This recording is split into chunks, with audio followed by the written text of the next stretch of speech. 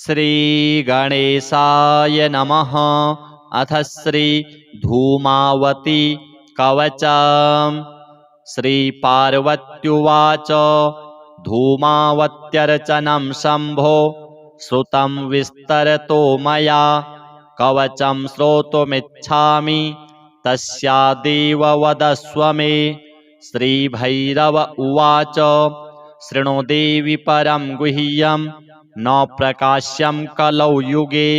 कवचं श्रीधूमावत्याः शत्रुनिग्रहकारकं ब्रह्माद्या देवी सततं यद्वसादरिघातिनः। योगिनो भवशत्रुघ्ना यस्या ध्यानप्रभावतः। ॐ अस्य श्री धूमावती कवचस्य पिप्पलाद ऋषिः अनुष्टुप् छन्दः। श्री धूमावती देवता धूम बीजं स्वाहा शक्तिः धूमावती कीलकं शत्रुहनने पाठे विनियोगः। ॐ धूम बीजं मे शिरः पातु धूमललाटं सदावतु धूमानेत्रयुगं पातु वतीकर्णौ सदावतु दीर्घातुदरमध्ये तु नाभिं मे मलिनाम्बरा।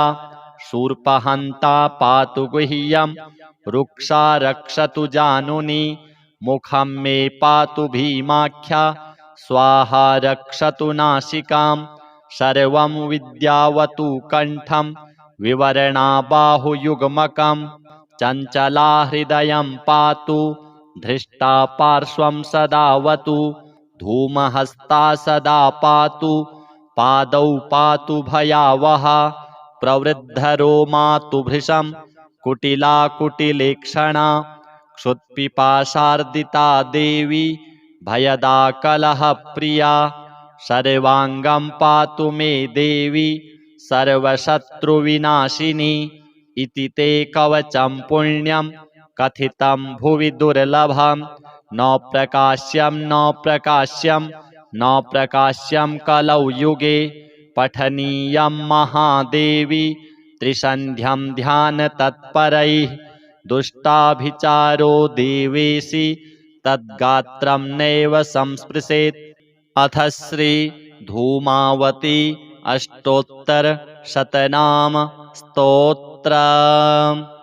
ईश्वर उवाच ॐ धूमावती धूम्रवर्णा धूम्रपानपरायणा धूम्राक्षमथिनी धन्या धन्यस्थाननिवासिनी अघोराचारसन्तुष्टा अघोराचारमण्डिता अघोरमन्त्रसम्प्रीता अघोरमन्त्रपूजिता अट्टाट्टहासनिरता मलिनाम्बरधारिणी वृद्धा विरूपा विधवा विद्या च विरलद्विजा प्रवृद्धघोणा कुमुखी कुटिला कुटिलेक्षणा कराली च करालास्या कंकाली शूर्पधारिणी काकध्वजरथारूढा केवला कठिना कुहुः क्षुत्पिपाशार्दिता नित्या ललज्जिह्वा दिगंबरी दीर्घोदरी दीर्घरवा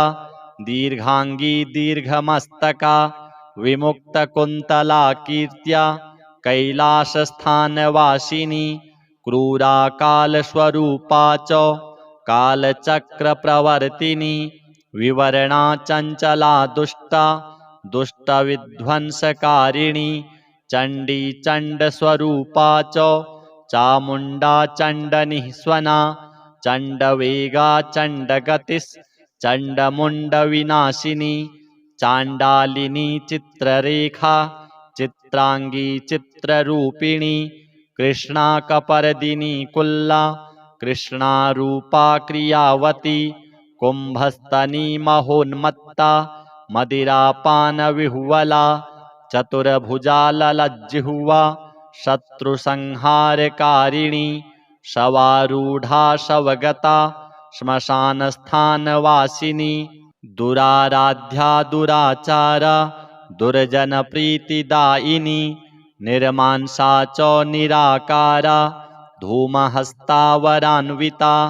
कलहा च कलिप्रीता कलिकल्मषनाशिनी महाकालस्वरूपा च महाकालप्रपूजिता महादेवप्रिया मेधा महासङ्कटनाशिनी भक्तप्रिया भक्तगतिर्भक्तशत्रुविनाशिनी भैरवी भुवना भीमा भारती भुवनात्मिका भेरुण्डा भीमनयना त्रिनेत्रा बहुरूपिणी त्रिलोकेशी त्रिकालज्ञा त्रिस्वरूपा त्रयी तनुः त्रिमूर्तिश्च तथा तन्वी त्रिशक्तिश्च त्रिशूलिनी इति धूमा महत्स्तोत्रम् नाम्नामष्टशतात्मकम् मया ते कथितं देवी शत्रुसङ्घविनाशनम् कारागारे रिपुग्रस्ते महोत्पाते महाभये इदं स्तोत्रं पठेन्मर्त्यो मुच्यते सर्वसङ्कटैः गुह्याद्गुह्यतरं गुह्यं गोपनीयं प्रयत्नतः चतुष्पदार्थदं नृणां सर्वसम्पत्प्रदायकम् श्रीधूमावती देव्यार्पणमस्तु। अथ श्रीधूमावती कवचम्।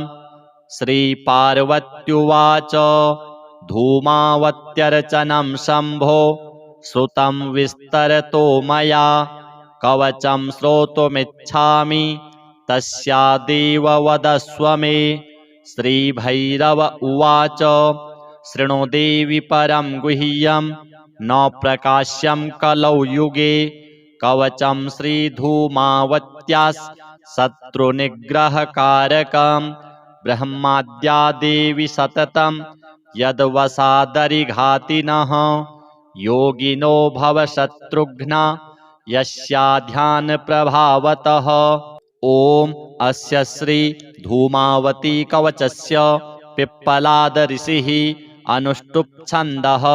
श्रीधूमावती देवता धूमबीजं स्वाहा शक्तिः धूमावती कीलकं शत्रुहनने पाठे विनियोगः। ॐ धूमबीजं मे शिरः पातु धूमललाटं सदावतु धूमानेत्रयुगं पातु वतीकर्णौ सदावतु दीर्घातुदरमध्ये तु नाभिं मे मलिनाम्बरा शूर्पहन्ता पातु गुह्यं रुक्षा रक्षतु जानुनी मुखं मे पातु भीमाख्या स्वाहा रक्षतु नासिकां सर्वं विद्यावतु कण्ठं विवरणा बाहुयुग्मकं चञ्चला हृदयं पातु धृष्टा पार्श्वं सदावतु धूमहस्ता सदा पातु पादौ पातु भयावहा प्रवृद्धरोमा तु भृशं कुटिला कुटिलेक्षणा क्षुत्पिपाशार्दिता देवी भयदा कलहप्रिया सर्वाङ्गं पातु मे देवी सर्वशत्रुविनाशिनी। इति ते कवचं पुण्यं कथितं भुवि दुर्लभं न प्रकाश्यं कलौ युगे पठनीयं महादेवी त्रिसन्ध्यं ध्यानतत्परैः दुष्टाभिचारो देवेशि तद्गात्रं नैव संस्पृशेत्।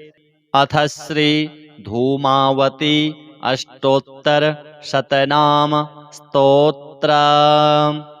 ईश्वर उवाच ॐ धूमावती धूम्रवर्णा धूम्रपानपरायणा धूम्राक्षमथिनी धन्या धन्यस्थाननिवासिनी अघोराचारसन्तुष्टा अघोराचारमण्डिता अघोरमन्त्रसम्प्रीता अघोरमन्त्रपूजिता अट्टाट्टहासनिरता मलिनाम्बरधारिणी वृद्धा विरूपा विधवा विद्या च विरलद्विजा प्रवृद्धघोणा कुमुखी कुटिला कुटिलेक्षणा कराली च करालास्या कंकाली शूर्पधारिणी काकध्वजरथारूढ़ा केवला कठिना कुहुः क्षुत्पिपाशार्दिता नित्या ललज्जिह्वा दिगम्बरी दीर्घोदरी दीर्घरवा दीर्घांगी दीर्घमस्तका विमुक्तकुन्तला कीर्त्या कैलासस्थानवासिनी क्रूरा कालस्वरूपा च कालचक्रप्रवर्तिनी विवरणा चञ्चला दुष्टा दुष्टविध्वंसकारिणी चण्डी चण्डस्वरूपा च चामुण्डा चण्डनिःस्वना चण्डवेगा चण्डगतिश्चण्डमुण्डविनाशिनी चाण्डालिनी चित्ररेखा चित्रांगी चित्ररूपिणी कृष्णा कपर्दिनी कुल्ला कृष्णा रूपा क्रियावती कुंभस्तनी महोन्मत्ता मदिरापानविह्वला चतुर्भुजा ललज्जिह्वा शत्रुसंहारकारिणी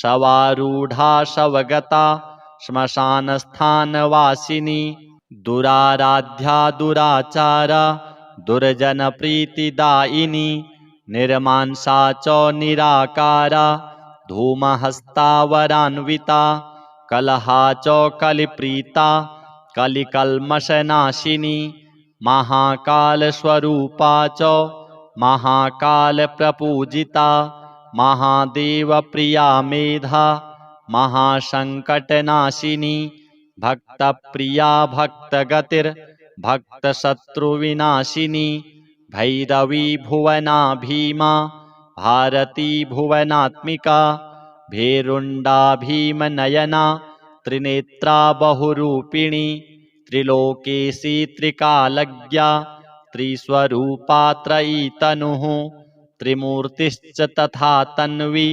त्रिशक्तिश्च त्रिशूलिनी इति धूमा महत्स्तोत्रम् नाम्नामष्टशतात्मकम् मया ते कथितं देवी शत्रुसंघविनाशनम् कारागारे रिपुग्रस्ते महोत्पाते महाभये इदं स्तोत्रं पठेन्मर्त्यो मुच्यते सर्वसंकटैः गुह्याद् गुह्यतरं गुह्यं गोपनीयं प्रयत्नतः चतुष्पदार्थदं नृणां सर्वसम्पत्प्रदायकं श्रीधूमावती देव्यार्पणमस्तु। अथ श्रीधूमावती कवचम्। श्रीपार्वत्युवाच धूमावत्यर्चनं शम्भो श्रुतं विस्तरतो मया कवचं श्रोतुमिच्छामि तस्यादेव वदस्व मे। श्रीभैरव उवाच शृणु देवि परं गुह्यं न प्रकाश्यं कलौ युगे कवचं श्रीधूमावत्याः शत्रुनिग्रहकारकं ब्रह्माद्या देवी सततं यद्वसादरिघातिनः योगिनो भवशत्रुघ्ना यस्या ध्यानप्रभावतः। ॐ अस्य श्री धूमावती कवचस्य पिप्पलाद ऋषिः अनुष्टुप् छन्दः। श्री धूमावती देवता धूम बीजं स्वाहा शक्तिः धूमावती कीलकं शत्रुहनने पाठे विनियोगः। ॐ धूम बीजं मे शिरः पातु धूमललाटं सदावतु धूमानेत्रयुगं पातु वतीकर्णौ सदावतु दीर्घातुदरमध्ये तु नाभिं मे मलिनाम्बरा शूर्पहन्ता पातु गुह्यं रुक्षा रक्षतु जानुनी मुखं मे पातु भीमाख्या स्वाहा रक्षतु नासिकां सर्वं विद्यावतु कण्ठं विवरणा बाहुयुग्मकं चञ्चला हृदयं पातु धृष्टा पार्श्वं सदावतु धूमहस्ता सदा पातु पादौ पातु भयावहा प्रवृद्धरोमा तु भृशं कुटिला कुटिलेक्षणा क्षुत्पिपाशार्दिता देवी भयदा कलहप्रिया सर्वांगं पातु मे देवी सर्वशत्रुविनाशिनी इति ते कवचं पुण्यं कथितं भुवि दुर्लभं न प्रकाश्यं न प्रकाश्यं कलौ युगे पठनीयं महादेवी त्रिसन्ध्यं ध्यानतत्परैः दुष्टाभिचारो देवेशि तद्गात्रं नैव संस्पृशेत्। अथ श्री धूमावती अष्टोत्तरशतनाम स्तोत्रम्। ईश्वर उवाच ॐ धूमावती धूम्रवर्णा धूम्रपानपरायणा धूम्राक्षमथिनी धन्या धन्यस्थाननिवासिनी अघोराचारसन्तुष्टा अघोराचारमण्डिता अघोरमन्त्रसम्प्रीता अघोरमन्त्रपूजिता अट्टाट्टहासनिरता मलिनाम्बरधारिणी वृद्धा विरूपा विधवा विद्या च विरलद्विजा प्रवृद्धघोणा कुमुखी कुटिला कुटिलेक्षणा कराली च करालास्या कंकाली शूर्पधारिणी काकध्वजरथारूढ़ा केवला कठिना कुहुः क्षुत्पिपाशार्दिता नित्या ललज्जिह्वा दिगंबरी दीर्घोदरी दीर्घरवा दीर्घांगी दीर्घमस्तका विमुक्तकुन्तला कीर्त्या कैलासस्थानवासिनी क्रूरा कालस्वरूपा च कालचक्रप्रवर्तिनी विवरणा चंचला दुष्टा दुष्टविध्वंसकारिणी चंडी चंडस्वरूपा च चामुंडा चंडनिःस्वना चंडवेगा चंडगतिश्चंडमुंडविनाशिनी चांडालिनी चित्ररेखा चित्रांगी चित्ररूपिणी कृष्णा कपर्दिनी कुल्ला कृष्णा रूपा क्रियावती कुंभस्तनी महोन्मत्ता मदिरापानविह्वला चतुर्भुजा ललज्जिह्वा शत्रुसंहारकारिणी शवारूढ़ा शवगता श्मशानस्थानवासिनी दुराराध्या दुराचारा दुर्जनप्रीतिदायिनी निर्मांसा च निराकारा धूमहस्तावरान्विता कलहा च कलिप्रीता कलिकल्मषनाशिनी महाकालस्वरूपा च महाकालप्रपूजिता महादेवप्रिया मेधा महासंकटनाशिनी भक्तप्रिया भक्तगतिर्भक्तशत्रुविनाशिनी भैरवी भुवना भीमा भारती भुवनात्मिका भेरुंडा भीमनयना त्रिनेत्रा बहुरूपिणी त्रिलोकेशी त्रिकालज्ञा त्रिस्वरूपा त्रयी तनुः त्रिमूर्तिश्च तथा तन्वी त्रिशक्तिश्च त्रिशूलिनी इति धूमा महत्स्तोत्रम् नाम्नामष्टशतात्मकम् मया ते कथितं देवी शत्रुसंघविनाशनम् कारागारे रिपुग्रस्ते महोत्पाते महाभये इदं स्तोत्रं पठेन्मर्त्यो मुच्यते सर्वसंकटैः गुह्याद् गुह्यतरं गुह्यं गोपनीयं प्रयत्नतः चतुष्पदार्थदं नृणां सर्वसम्पत्प्रदायकम् श्रीधूमावती देव्यार्पणमस्तु। अथ श्री धूमावती कवचम्। श्रीपार्वत्युवाच धूमावत्यर्चनं शम्भो श्रुतं विस्तरतो मया कवचं श्रोतुमिच्छामि तस्यादेव वदस्व मे। श्रीभैरव उवाच शृणु देवि परं गुह्यं न प्रकाश्यं कलौ युगे कवचं श्रीधूमावत्याः शत्रुनिग्रहकारकम् ब्रह्माद्या देवी सततं यद्वसादरिघातिनः योगिनो भवशत्रुघ्ना यस्या ध्यानप्रभावतः।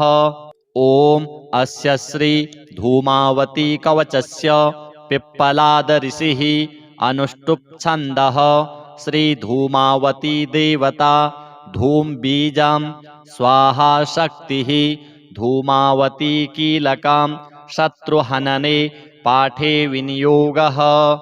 ॐ धूमबीजं मे शिरः पातु धूमललाटं सदावतु धूमानेत्रयुगं पातु वतीकर्णौ सदावतु दीर्घातुदरमध्ये तु नाभिं मे मलिनाम्बरा शूर्पहन्ता पातु गुह्यं रुक्षा रक्षतु जानुनि मुखं मे पातु भीमाख्या स्वाहा रक्षतु नासिकां सर्वं विद्यावतु कण्ठं विवरणा बाहुयुग्मकं चञ्चला हृदयं पातु धृष्टा पार्श्वं सदावतु धूमहस्ता सदा पातु पादौ पातु भयावहा प्रवृद्धरोमा तु भृशं कुटिला कुटिलेक्षणा क्षुत्पिपाशार्दिता देवी भयदा कलहप्रिया सर्वाङ्गं पातु मे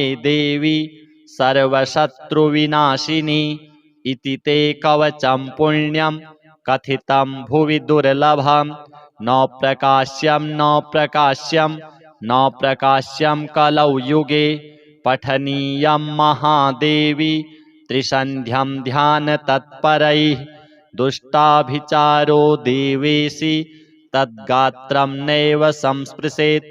अथ श्री धूमावती अष्टोत्तरशतनाम स्तोत्रम्। ईश्वर उवाच ॐ धूमावती धूम्रवर्णा धूम्रपानपरायणा धूम्राक्षमथिनी धन्या धन्यस्थाननिवासिनी अघोराचारसन्तुष्टा अघोराचारमण्डिता अघोरमन्त्रसम्प्रीता अघोरमन्त्रपूजिता अट्टाट्टहासनिरता मलिनाम्बरधारिणी वृद्धा विरूपा विधवा विद्या च विरलद्विजा प्रवृद्धघोणा कुमुखी कुटिला कुटिलेक्षणा कराली च करालास्या कंकाली शूर्पधारिणी काकध्वजरथारूढा केवला कठिना कुहुः क्षुत्पिपाशार्दिता नित्या ललज्जिह्वा दिगंबरी दीर्घोदरी दीर्घरवा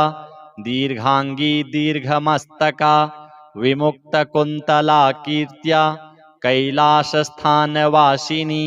क्रूरा कालस्वरूपा च कालचक्रप्रवर्तिनी विवरणा चञ्चला दुष्टा दुष्टविध्वंसकारिणी चण्डी चण्डस्वरूपा च चामुण्डा चण्डनिःस्वना चण्डवेगा चण्डगतिश्चण्डमुण्डविनाशिनी चाण्डालिनी चित्ररेखा चित्रांगी चित्ररूपिणी कृष्णा कपर्दिनी कुल्ला कृष्णारूपा क्रियावती कुम्भस्तनी महोन्मत्ता मदिरापानविह्वला चतुर्भुजा ललज्जिह्वा शत्रुसंहारकारिणी शवारूढ़ा शवगता श्मशानस्थानवासिनी दुराराध्या दुराचारा दुर्जनप्रीतिदायिनी निर्मांसा च निराकारा धूमहस्तावरान्विता कलहा च कलिप्रीता कलिकल्मषनाशिनी महाकालस्वरूपा च महाकालप्रपूजिता महादेवप्रिया मेधा महासंकटनाशिनी भक्तप्रिया भक्तगतिर्भक्तशत्रुविनाशिनी भैरवी भुवना भीमा भारती भुवनात्मिका भेरुण्डा भीमनयना त्रिनेत्रा बहुरूपिणी त्रिलोकेशी त्रिकालज्ञा त्रिस्वरूपा त्रयीतनुः त्रिमूर्तिश्च तथा तन्वी त्रिशक्तिश्च त्रिशूलिनी इति धूमा महत्स्तोत्रं नाम्नामष्टशतात्मकं मया ते कथितं देवी शत्रुसंघविनाशनं कारागारे रिपुग्रस्ते महोत्पाते महाभये इदं स्तोत्रं पठेन्मर्त्यो मुच्यते सर्वसङ्कटैः गुह्याद् गुह्यतरं गुह्यं गोपनीयं प्रयत्नतः चतुष्पदार्थदं नृणां सर्वसम्पत्प्रदायकं श्रीधूमावती देव्यार्पणमस्तु। अथ श्री धूमावती कवचम्। श्रीपार्वत्युवाच धूमावत्यर्चनं शम्भो श्रुतं विस्तरतो मया कवचं श्रोतुमिच्छामि तस्यादेव वदस्व मे। श्रीभैरव उवाच शृणु देवि परं गुह्यं न प्रकाश्यं कलौ युगे कवचं श्रीधूमावत्याः शत्रुनिग्रहकारकं ब्रह्माद्या देवी सततं यद्वसादरिघातिनः योगिनो भवशत्रुघ्ना यस्या ध्यानप्रभावतः। ॐ अस्य श्री धूमावती कवचस्य पिप्पलाद ऋषिः अनुष्टुप् छन्दः। श्री धूमावती देवता धूम बीजं स्वाहा शक्तिः धूमावती कीलकं शत्रुहनने पाठे विनियोगः।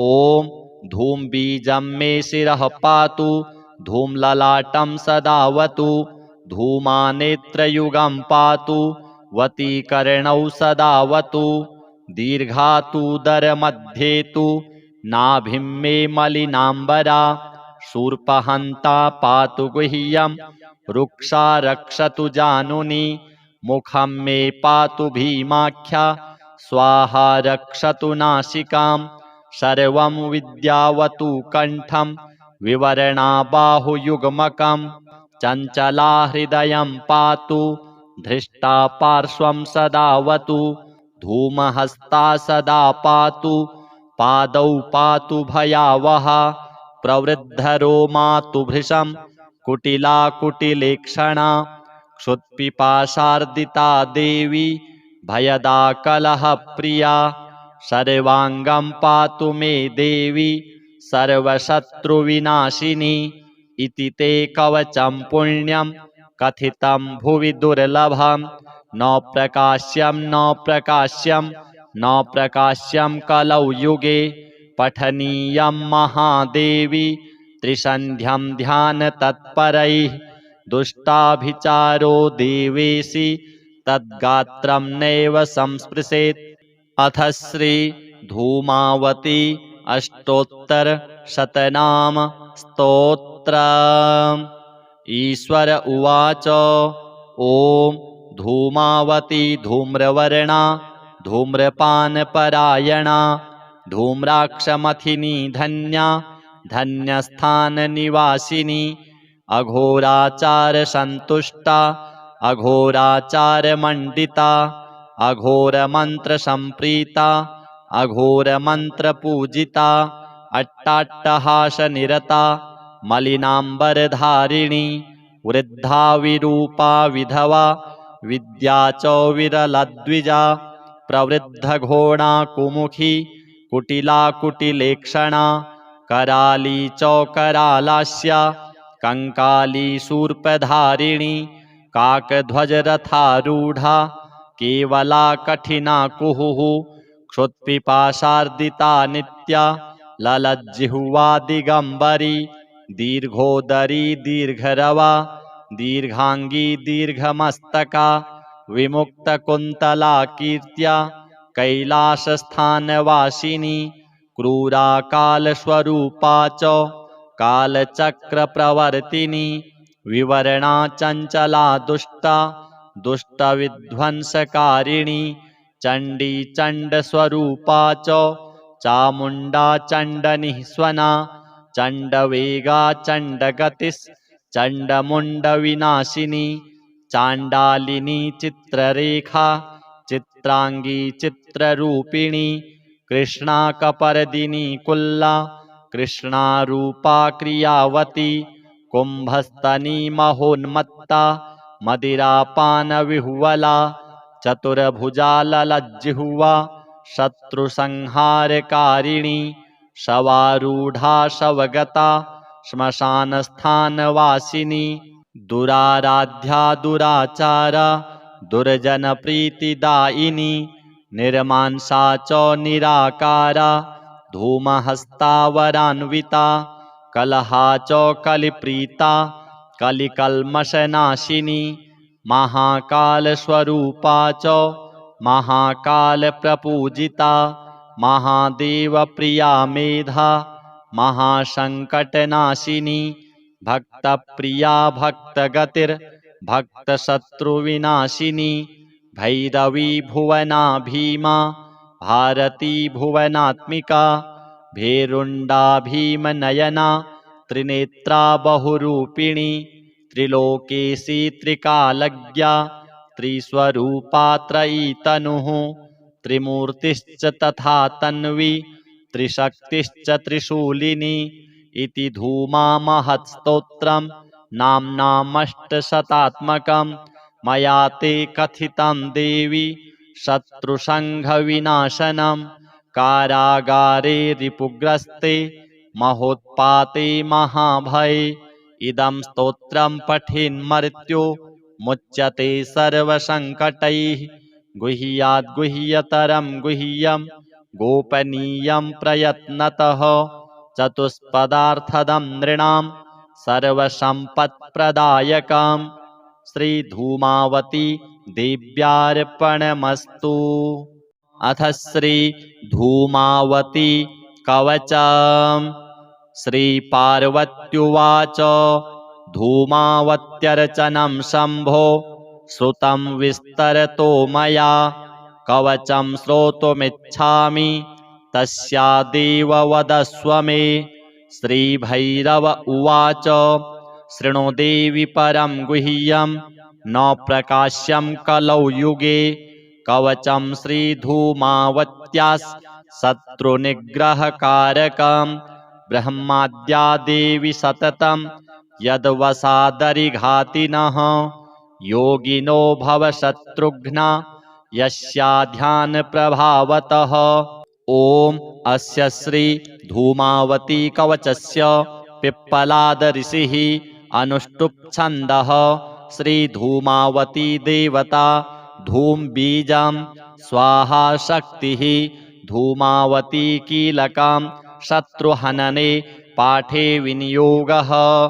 ॐ धूम बीजं मे शिरः पातु धूमललाटं सदावतु धूमानेत्रयुगं पातु वतीकर्णौ सदावतु दीर्घातुदरमध्ये तु नाभिं मे मलिनाम्बरा शूर्पहन्ता पातु गुह्यं रुक्षा रक्षतु जानुनि मुखं मे पातु भीमाख्या स्वाहा रक्षतु नासिकां सर्वं विद्यावतु कण्ठं विवरणा बाहुयुग्मकं चञ्चला हृदयं पातु धृष्टा पार्श्वं सदावतु धूमहस्ता सदा पातु पादौ पातु भयावहा प्रवृद्धरो मातु भृशं कुटिला कुटिलेक्षणा क्षुत्पिपाशार्दिता देवी भयदा कलहप्रिया सर्वाङ्गं पातु मे देवी सर्वशत्रुविनाशिनी।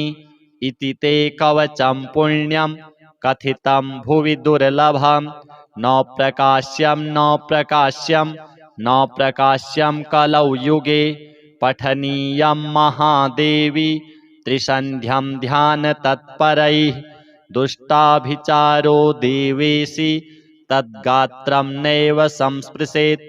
अथ श्री धूमावती अष्टोत्तरशतनाम स्तोत्रम्।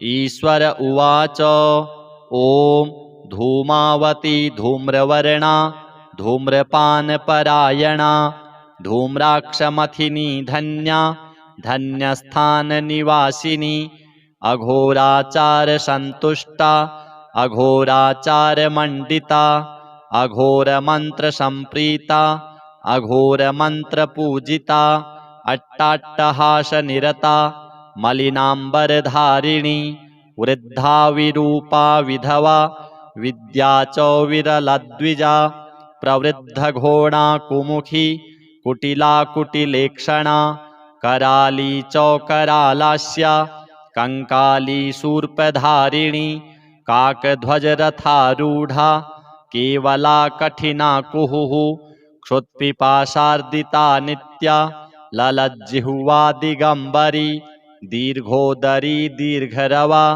दीर्घांगी दीर्घमस्तका विमुक्तकुन्तला कीर्त्या कैलासस्थानवासिनी क्रूरा कालस्वरूपा च कालचक्रप्रवर्तिनी विवरणा चंचला दुष्टा दुष्टविध्वंसकारिणी चंडी चंडस्वरूपा च चामुंडा चंडनिःस्वना चंडवेगा चंडगतिस् चंडमुंडविनाशिनी चांडालिनी चित्ररेखा चित्रांगी चित्ररूपिणी कृष्णा कपर्दिनी कुल्ला कृष्णा रूपा क्रियावती कुंभस्तनी महोन्मत्ता मदिरापान विह्वला चतुर्भुजा ललज्जिह्वा शत्रुसंहारकारिणी शवारूढ़ा शवगता श्मशानस्थानवासिनी दुराराध्या दुराचारा दुर्जनप्रीतिदायिनी निर्मांसा च निराकारा धूमहस्तावरान्विता कलहा च कलिप्रीता कलिकल्मषनाशिनी महाकालस्वरूपा च महाकालप्रपूजिता महादेवप्रिया मेधा महासंकटनाशिनी भक्तप्रिया भक्तगतिर्भक्तशत्रुविनाशिनी भैरवी भुवना भीमा भारती भुवनात्मिका भेरुंडा भीमनयना त्रिनेत्रा बहुरूपिणी त्रिलोकेशी त्रिकालज्ञा त्रिस्वरूपा त्रयी तनुः त्रिमूर्तिश्च तथा तन्वी त्रिशक्तिश्च त्रिशूलिनी इति धूमा महत्स्तोत्रम् नाम्नामष्टशतात्मकम् मया ते कथितं देवी शत्रुसंघविनाशनम् कारागारे रिपुग्रस्ते महोत्पाते महाभये इदं स्तोत्रं पठेन्मर्त्यो मुच्यते सर्वसंकटैः गुह्याद् गुह्यतरं गुह्यं गोपनीयं प्रयत्नतः चतुष्पदार्थदं नृणां सर्वसम्पत्प्रदायकम् श्रीधूमावती देव्यार्पणमस्तु। अथ श्री धूमावती कवचम्। श्रीपार्वत्युवाच धूमावत्यर्चनं शम्भो श्रुतं विस्तरतो मया कवचं श्रोतुमिच्छामि तस्यादेव वदस्व मे। श्रीभैरव उवाच शृणु देवि परं गुह्यं न प्रकाश्यं कलौ युगे कवचं श्रीधूमावत्याः शत्रुनिग्रहकारकं ब्रह्माद्या देवी सततं यद्वसादरिघातिनः योगिनो भवशत्रुघ्ना यस्या ध्यानप्रभावतः। ॐ अस्य श्री धूमावती कवचस्य पिप्पलाद ऋषिः अनुष्टुप् छन्दः। श्री धूमावती देवता धूम बीजं स्वाहा शक्तिः धूमावती कीलकं शत्रुहनने पाठे विनियोगः। ॐ धूम बीजं मे शिरः पातु धूमललाटं सदावतु धूमानेत्रयुगं पातु वतीकर्णौ सदावतु दीर्घातुदरमध्ये तु नाभिं मे मलिनाम्बरा शूर्पहन्ता पातु गुह्यं रुक्षा रक्षतु जानुनी मुखं मे पातु भीमाख्या स्वाहा रक्षतु नासिकां सर्वं विद्यावतु कंठं विवरणा बाहुयुग्मकं चंचला हृदयं पातु धृष्टा पार्श्वं सदावतु धूमहस्ता सदा पातु पादौ पातु भयावहा प्रवृद्धरो मातु भृशं कुटिला कुटिलेक्षणा क्षुत्पिपाशार्दिता देवी भयदा कलहप्रिया सर्वांगं पातु मे देवी सर्वशत्रुविनाशिनी इति ते कवचं पुण्यं कथितं भुवि दुर्लभं न प्रकाश्यं कलौ युगे पठनीयं महादेवी त्रिसन्ध्यं ध्यान तत्परैः दुष्टाभिचारो देवेशि तद्गात्रं नैव संस्पृशेत्। अथ श्री धूमावती अष्टोत्तर शतनाम स्तोत्रम्। ईश्वर उवाच ओम धूमावती धूम्रवर्णा धूम्रपानपरायणा धूम्राक्षमथिनी धन्या धन्यस्थाननिवासिनी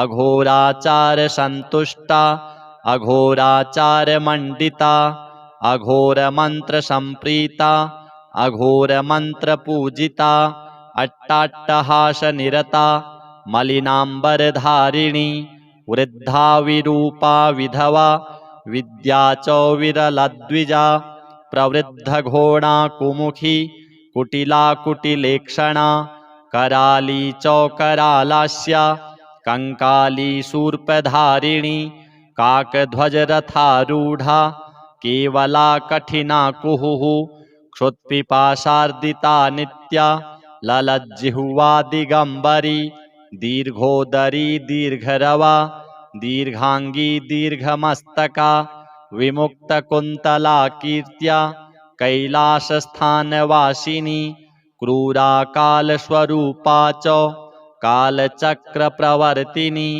विवरणा चंचला दुष्टा दुष्टविध्वंसकारिणी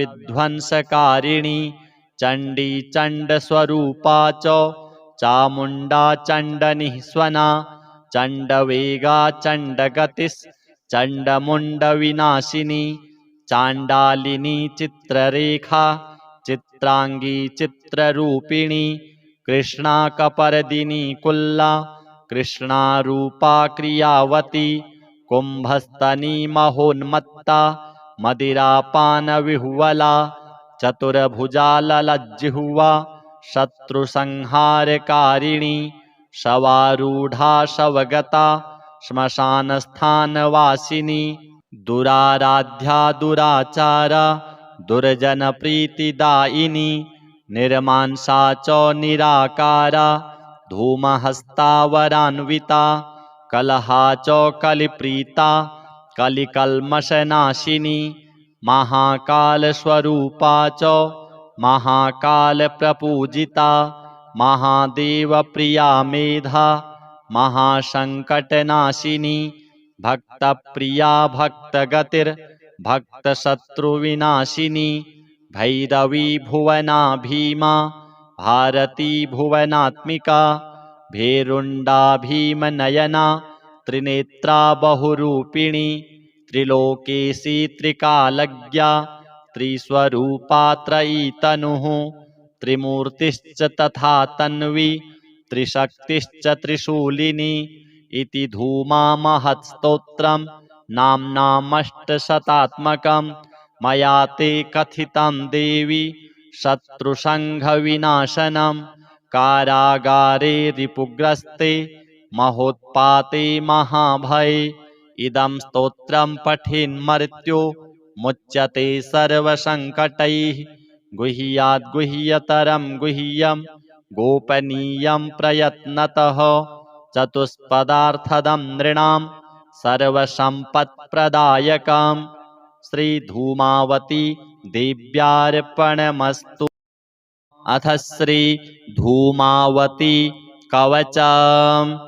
श्रीपार्वत्युवाच धूमावत्यर्चनं शम्भो श्रुतं विस्तरतो मया कवचं श्रोतुमिच्छामि तस्यादेव वदस्व मे। श्रीभैरव उवाच शृणु देवि परं गुह्यं न प्रकाश्यं कलौ युगे कवचं श्रीधूमावत्याः शत्रुनिग्रहकारकं ब्रह्माद्या देवी सततं यद्वसादरिघातिनः योगिनो भवशत्रुघ्ना यस्याध्यानप्रभावतः। ॐ अस्य श्री धूमावती कवचस्य पिप्पलाद ऋषिः अनुष्टुप् छन्दः श्री धूमावती देवता धूम बीजं स्वाहा शक्तिः धूमावती कीलकं शत्रुहनने पाठे विनियोगः। ॐ धूम बीजं मे शिरः पातु धूम्रललाटं सदावतु धूमानेत्रयुगं पातु वतीकर्णौ सदावतु दीर्घातुदरमध्ये तु नाभिं मे मलिनाम्बरा शूर्पहन्ता पातु गुह्यं रुक्षा रक्षतु जानुनि मुखं मे पातु भीमाख्या स्वाहा रक्षतु नासिकां सर्वं विद्यावतु कण्ठं विवरणा बाहुयुग्मकं चञ्चला हृदयं पातु धृष्टा पार्श्वं सदावतु धूमहस्ता सदा पातु पादौ पातु भयावहा प्रवृद्धरोमा तु भृशं कुटिला कुटिलेक्षणा क्षुत्पिपाशार्दिता देवी भयदा कलहप्रिया सर्वाङ्गं पातु मे देवी सर्वशत्रुविनाशिनी इति ते कवचं पुण्यं कथितं भुवि दुर्लभं न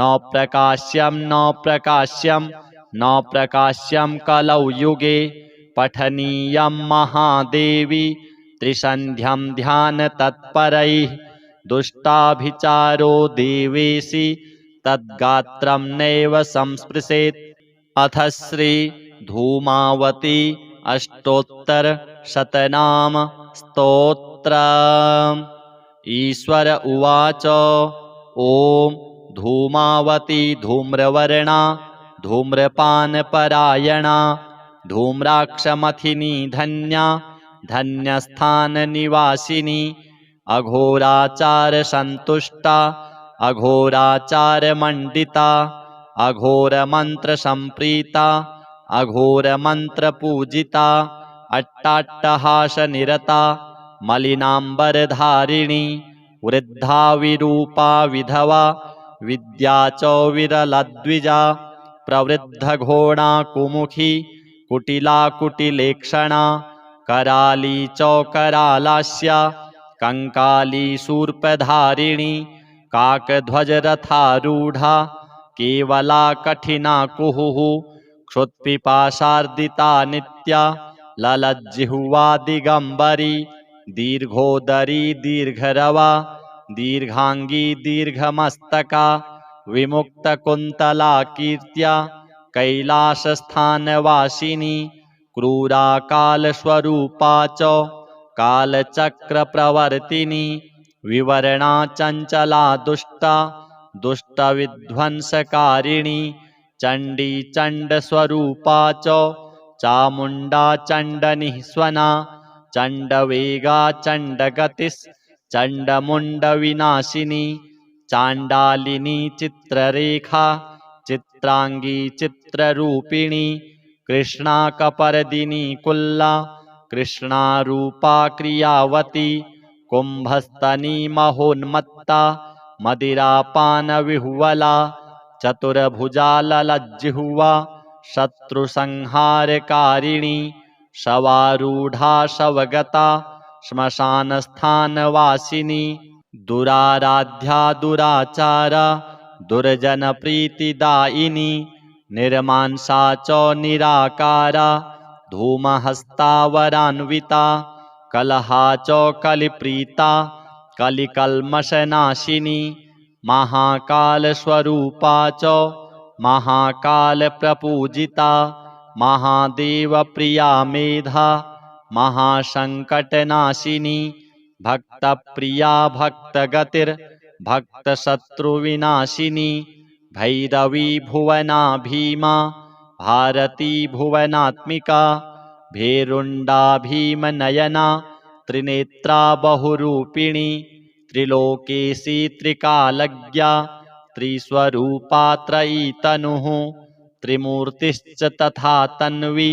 त्रिशक्तिश्च त्रिशूलिनी इति धूमा महत्स्तोत्रम् नाम्नामष्टशतात्मकम् मया ते कथितं देवी शत्रुसङ्घविनाशनम् कारागारे रिपुग्रस्ते महोत्पाते महाभये इदं स्तोत्रं पठेन्मर्त्यो मुच्यते सर्वसङ्कटैः गुह्याद् गुह्यतरं गुह्यं गोपनीयं प्रयत्नतः चतुष्पदार्थदं नृणां सर्वसम्पत्प्रदायकम् श्रीधूमावती देव्यार्पणमस्तु। अथ श्रीधूमावती कवचम्। श्रीपार्वत्युवाच धूमावत्यर्चनं शम्भो श्रुतं विस्तरतो मया कवचं श्रोतुमिच्छामि तस्यादेव वदस्व मे। श्रीभैरव उवाच शृणु देवि परं गुह्यं न प्रकाश्यं कलौ युगे कवचं श्रीधूमावत्याः शत्रुनिग्रहकारकम् ब्रह्माद्या देवी सततं यद्वसादरिघातिनः योगिनो भवशत्रुघ्ना यस्या ध्यानप्रभावतः। ॐ अस्य श्री धूमावती कवचस्य पिप्पलाद ऋषिः अनुष्टुप् छन्दः श्रीधूमावती देवता धूम बीजं स्वाहा शक्तिः धूमावती कीलकं शत्रुहनने पाठे विनियोगः।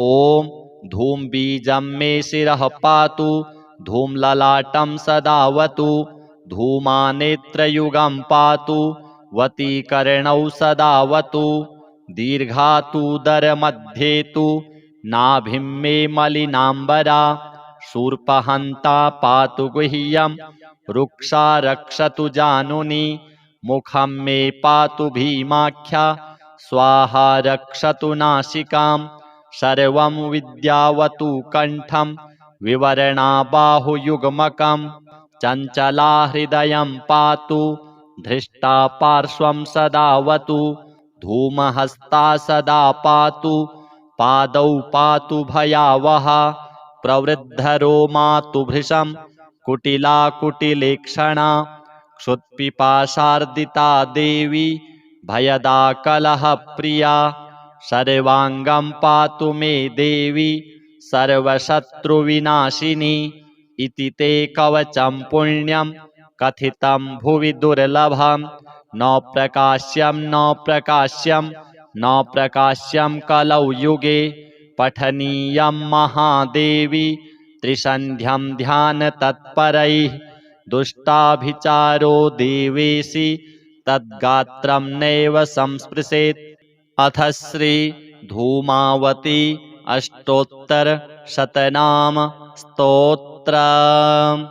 ईश्वर उवाच ॐ धूमावती धूम्रवर्णा धूम्रपानपरायणा धूम्राक्षमथिनी धन्या धन्यस्थाननिवासिनी अघोराचारसन्तुष्टा अघोराचारमण्डिता अघोरमन्त्रसम्प्रीता अघोरमन्त्रपूजिता अट्टाट्टहासनिरता मलिनाम्बरधारिणी वृद्धा विरूपा विधवा विद्या च विरलद्विजा प्रवृद्धघोणा कुमुखी कुटिला कुटिलेक्षणा कराली च करालास्या कंकाली शूर्पधारिणी काकध्वजरथारूढ़ा केवला कठिना कुहुः क्षुत्पिपाशार्दिता नित्या ललज्जिह्वा दिगंबरी दीर्घोदरी दीर्घरवा दीर्घांगी दीर्घमस्तका विमुक्तकुन्तला कीर्त्या कैलासस्थानवासिनी क्रूरा कालस्वरूपा च कालचक्रप्रवर्तिनी विवरणा चंचला दुष्टा दुष्टविध्वंसकारिणी चंडी चंडस्वरूपा च चामुंडा चंडनिःस्वना चंडवेगा चंडगतिस् चंडमुंडविनाशिनी चांडालिनी चित्ररेखा चित्रांगी चित्ररूपिणी कृष्णा कपर्दिनी कुल्ला कृष्णा रूपा क्रियावती कुंभस्तनी महोन्मत्ता मदिरापान विहुवला चतुर्भुजा ललज्जिह्वा शत्रुसंहारकारिणी शवारूढ़ा शवगता श्मशानस्थानवासिनी दुराराध्या दुराचारा दुर्जन प्रीतिदायिनी निर्मांसा च निराकारा धूमहस्तावरान्विता कलहा च कलिप्रीता कलिकल्मषनाशिनी महाकालस्वरूपा च महाकालप्रपूजिता महादेवप्रिया मेधा महासंकटनाशिनी भक्तप्रिया भक्तगतिर्भक्तशत्रुविनाशिनी भैरवी भुवना भीमा भारती भुवनात्मिका भेरुण्डा भीमनयना त्रिनेत्रा बहुरूपिणी त्रिलोकेशी त्रिकालज्ञा त्रिस्वरूपा त्रयी तनुः त्रिमूर्तिश्च तथा तन्वी त्रिशक्तिश्च त्रिशूलिनी इति धूमा महत्स्तोत्रम् नाम्नामष्टशतात्मकम् मया ते कथितं देवी शत्रुसंघविनाशनम् कारागारे रिपुग्रस्ते महोत्पाते महाभये इदं स्तोत्रं पठेन्मर्त्यो मुच्यते सर्वसंकटैः गुह्याद् गुह्यतरं गुह्यं गोपनीयं प्रयत्नतः चतुष्पदार्थदं नृणां सर्वसम्पत्प्रदायकं श्रीधूमावती देव्यार्पणमस्तु। अथ श्रीधूमावती कवचम्। श्रीपार्वत्युवाच धूमावत्यर्चनं शम्भो श्रुतं विस्तरतो मया कवचं श्रोतुमिच्छामि तस्यादेव वदस्व मे। श्रीभैरव उवाच शृणु देवि परं गुह्यं न प्रकाश्यं कलौ युगे कवचं श्रीधूमावत्याः शत्रुनिग्रहकारकं ब्रह्माद्या देवी सततं यद्वसादरिघातिनः योगिनो भवशत्रुघ्ना यस्या ध्यानप्रभावतः। ॐ अस्य श्री धूमावती कवचस्य पिप्पलाद ऋषिः अनुष्टुप् छन्दः। श्री धूमावती देवता धूम बीजं स्वाहा शक्तिः धूमावती कीलकं शत्रुहनने पाठे विनियोगः। ॐ धूम बीजं मे शिरः पातु धूमललाटं सदावतु धूमानेत्रयुगं पातु वतीकर्णौ सदावतु दीर्घातुदरमध्ये तु नाभिं मे मलिनाम्बरा शूर्पहन्ता पातु गुह्यं रुक्षा रक्षतु जानुनी मुखं मे पातु भीमाख्या स्वाहा रक्षतु नासिकां सर्वं विद्यावतु कण्ठं विवरणा बाहुयुग्मकं चञ्चला हृदयं पातु धृष्टा पार्श्वं सदावतु धूमहस्ता सदा पातु पादौ पातु भयावहा प्रवृद्धरोमा तु भृशं कुटिला कुटिलेक्षणा क्षुत्पिपाशार्दिता देवी भयदा कलहप्रिया सर्वांगं पातु मे देवी सर्वशत्रुविनाशिनी। इति ते कवचं पुण्यं कथितं भुवि दुर्लभं न प्रकाश्यं न प्रकाश्यं न प्रकाश्यं कलौ युगे पठनीयं महादेवी त्रिसन्ध्यं ध्यानतत्परैः दुष्टाभिचारो देवेशि तद्गात्रं नैव संस्पृशेत्। अथ श्री धूमावती अष्टोत्तरशतनाम स्तोत्रम्। ईश्वर उवाच ॐ धूमावती धूम्रवर्णा धूम्रपानपरायणा धूम्राक्षमथिनी धन्या धन्यस्थाननिवासिनी अघोराचार संतुष्टा अघोराचार मंडिता अघोर मंत्र संप्रीता अघोर मंत्र पूजिता अट्टाट्टहास निरता मलिनांबर धारिणी वृद्धा विरूपा विधवा विद्या च विरलद्विजा प्रवृद्ध घोणा कुमुखी कुटिला कुटिलेक्षणा कराली च करालास्या कंकाली शूर्पधारिणी काकध्वज रथारूढ़ा केवला कठिना कुहुः क्षुत्पिपाशार्दिता नित्या ललज्जिह्वा दिगंबरी दीर्घोदरी दीर्घरवा दीर्घांगी दीर्घमस्तका विमुक्तकुन्तला कीर्त्या कैलासस्थानवासिनी क्रूरा कालस्वरूपा च कालचक्रप्रवर्तिनी विवरणा चंचला दुष्टा दुष्टविध्वंसकारिणी चंडी चंडस्वरूपा च चामुंडा चंडनिःस्वना चंडवेगा चंडगतिस् चंडमुंडविनाशिनी चांडालिनी चित्ररेखा चित्रांगी चित्ररूपिणी कृष्णा कपर्दिनी कुल्ला कृष्णा रूपा क्रियावती कुंभस्तनी महोन्मत्ता मदिरापान विहुवला चतुर्भुजा ललज्जिह्वा शत्रुसंहारकारिणी शवारूढ़ा शवगता श्मशानस्थानवासिनी दुराराध्या दुराचारा दुर्जन प्रीतिदायिनी निर्मांसा च निराकारा धूमहस्तावरान्विता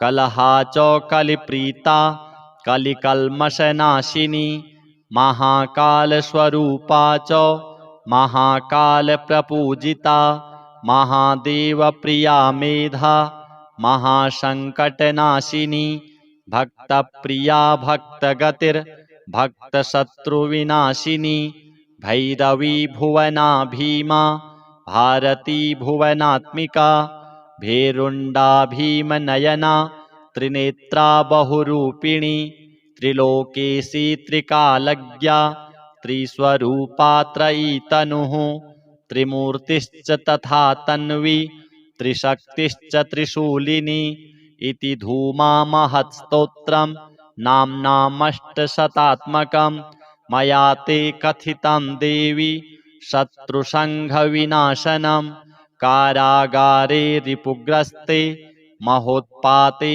महाभये इदं स्तोत्रं पठेन् मर्त्यो मुच्यते सर्वसंकटैः गुह्याद् गुह्यतरं गुह्यं गोपनीयं प्रयत्नतः चतुष्पदार्थदं नृणां सर्वसम्पत्प्रदायकम् श्रीधूमावती देव्यार्पणमस्तु। अथ श्रीधूमावती कवचम्। श्रीपार्वत्युवाच धूमावत्यर्चनं शम्भो श्रुतं विस्तरतो मया कवचं श्रोतुमिच्छामि तस्यादेव वदस्व मे। श्रीभैरव उवाच शृणु देवि परं गुह्यं न प्रकाश्यं कलौ युगे कवचं श्रीधूमावत्याः शत्रुनिग्रहकारकम् ब्रह्माद्या देवी सततं यद्वसादरिघातिनः योगिनो भवशत्रुघ्ना यस्या ध्यानप्रभावतः। ॐ अस्य श्री धूमावती कवचस्य पिप्पलाद ऋषिः अनुष्टुप् छन्दः। श्री धूमावती देवता धूम बीजं स्वाहा शक्तिः धूमावती कीलकं शत्रुहनने पाठे विनियोगः।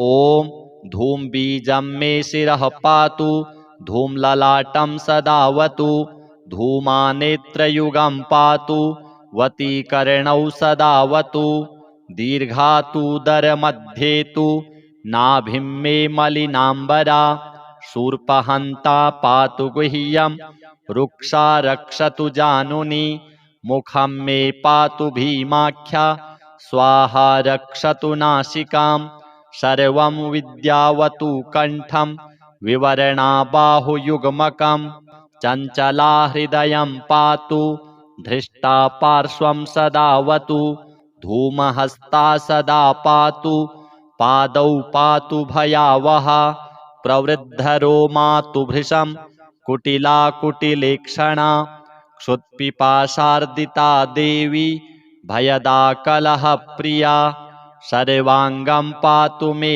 देवी सर्वशत्रुविनाशिनी इति ते कवचं पुण्यं कथितं भुवि दुर्लभं न प्रकाश्यं न प्रकाश्यं न प्रकाश्यं कलौ युगे पठनीयं महादेवी त्रिसन्ध्यं ध्यानतत्परैः दुष्टाभिचारो देवेशि तद्गात्रं नैव संस्पृशेत्। अथ श्री धूमावती अष्टोत्तरशतनाम स्तोत्रम्। ईश्वर उवाच ॐ धूमावती धूम्रवर्णा धूम्रपानपरायणा धूम्राक्षमथिनी धन्या धन्यस्थाननिवासिनी अघोराचारसन्तुष्टा अघोराचारमण्डिता अघोरमन्त्रसम्प्रीता अघोरमन्त्रपूजिता अट्टाट्टहासनिरता मलिनाम्बरधारिणी वृद्धा विरूपा विधवा विद्या च विरलद्विजा प्रवृद्धघोणा कुमुखी कुटिला कुटिलेक्षणा कराली च करालास्या कंकाली शूर्पधारिणी काकध्वजरथारूढ़ा केवला कठिना कुहुः क्षुत्पिपाशार्दिता नित्या ललज्जिह्वा दिगंबरी दीर्घोदरी दीर्घरवा दीर्घांगी दीर्घमस्तका विमुक्तकुन्तला कीर्त्या कैलासस्थानवासिनी क्रूरा कालस्वरूपा च कालचक्रप्रवर्तिनी विवरणा चञ्चला दुष्टा दुष्टविध्वंसकारिणी चण्डी चण्डस्वरूपा च चामुण्डा चण्डनिःस्वना चण्डवेगा चण्डगतिश्चण्डमुण्डविनाशिनी चाण्डालिनी चित्ररेखा चित्रांगी चित्ररूपिणी कृष्णा कपर्दिनी कुल्ला कृष्णा रूपा क्रियावती कुंभस्तनी महोन्मत्ता मदिरापानविह्वला चतुर्भुजा ललज्जिह्वा शत्रुसंहारकारिणी शवारूढ़ा शवगता श्मशानस्थानवासिनी दुराराध्या दुराचारा दुर्जनप्रीतिदायिनी निर्मांसा च निराकारा धूमहस्तावरान्विता कलहा च कलिप्रीता कलिकल्मषनाशिनी महाकालस्वरूपा च महाकालप्रपूजिता महादेवप्रिया मेधा महासंकटनाशिनी भक्तप्रिया भक्तगतिर्भक्तशत्रुविनाशिनी भैरवी भुवना भीमा भारती भुवनात्मिका भेरुण्डा भीमनयना त्रिनेत्रा बहुरूपिणी त्रिलोकेशी त्रिकालज्ञा त्रिस्वरूपा त्रयी तनुः त्रिमूर्तिश्च तथा तन्वी